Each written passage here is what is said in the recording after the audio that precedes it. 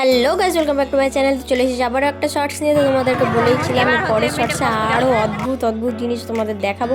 তো সেইটাই এইটা পার্ট।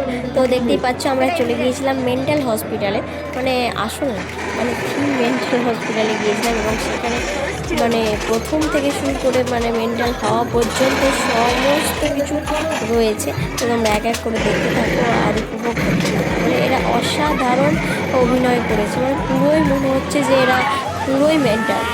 তোমরা নিশ্চয়ই একটা ভয়েস শুনতে পাচ্ছ, সেটা হচ্ছে ওনার। উনি এত ভয় পেয়ে গিয়েছে তো কাঁদতে বসে গিয়েছিল ওখানে।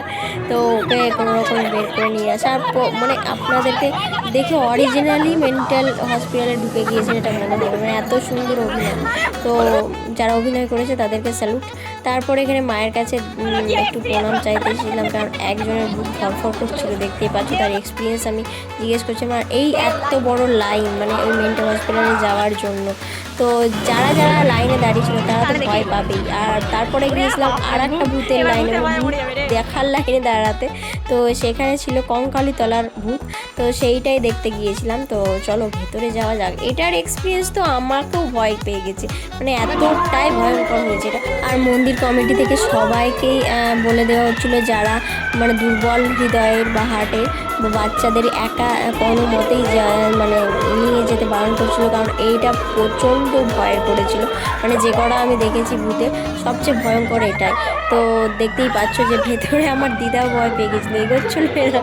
আর আমরা তো মানে আর ভেতরে পুরোটাই অন্ধকার, মানে তুমি যে আলোতে দেখতে পাবে সেটাও নাই ব্যবস্থা, পুরোটাই অন্ধকার। তো সো আরও বেশি এখানে ভয়ঙ্কর হয়েছিল। তো আমাকেও এটাতে ভয় পেয়েছি আমি খানিকটা। তো তোমরা দেখে বলো যে কোনটা সবচেয়ে তোমাদের ভালো লাগলো। 3টে ভূত দেখালাম না 4টে ভূত দেখালাম, তোমরা নিশ্চয়ই অবশ্যই কমেন্টে আমাকে জানিও। আর এবার দেখছি সব জায়গাতেই প্রায় ভূতেরই থিম করেছে। তোমরা কোথায় থেকে দেখছো তাদের তোমাদের ওখানেও কি ভূতের থিম করেছে? যদি করে থাকে নিচে কমেন্টে অবশ্যই জানাও। আর তোমরা ভূতের থিম দেখে কি ভয় পেলে সেটাও জানাও। আমি কিন্তু এই থিমটা দেখে ভয় পেয়েছিলাম, বুঝতে পারছো। ওনাকে নিয়ে যদি ভেতরে ঢুকতাম কি অবস্থা হতো।